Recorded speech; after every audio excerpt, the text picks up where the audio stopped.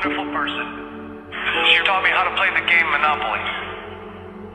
She understood that the name of the game is to acquire.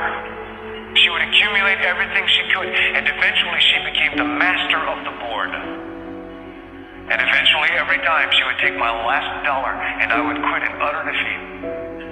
And then she would always say the same thing to me. She'd look at me and she'd say, "One day, you'll learn to play the game."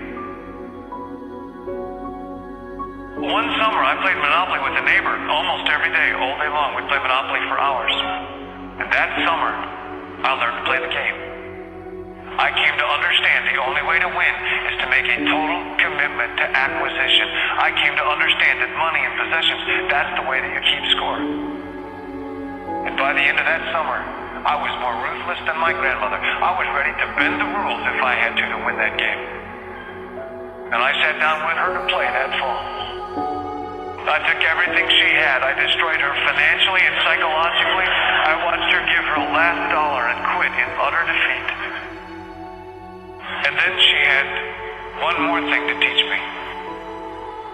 Then she said,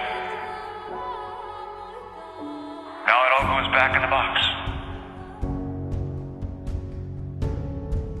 All those houses and hotels, all the railroads and utility companies, all that property and all that wonderful money.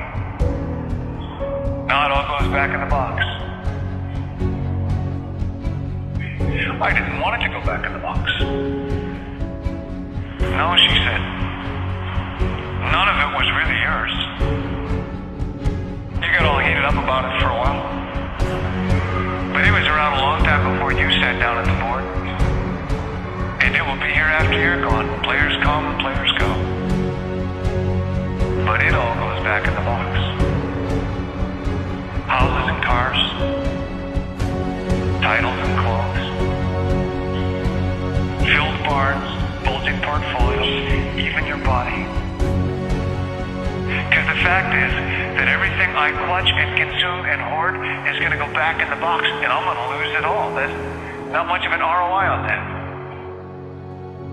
So you have to ask yourself, when you finally get the ultimate promotion, when you've made the ultimate purchase, when you buy the ultimate home, when you have stored up financial security and climbed the ladder of success to the highest rung you can possibly climb it, and the thrill wears off, and it will wear off, then what? How far do you have to walk down that road before you see where it leads? Surely you understand, it'll never be enough.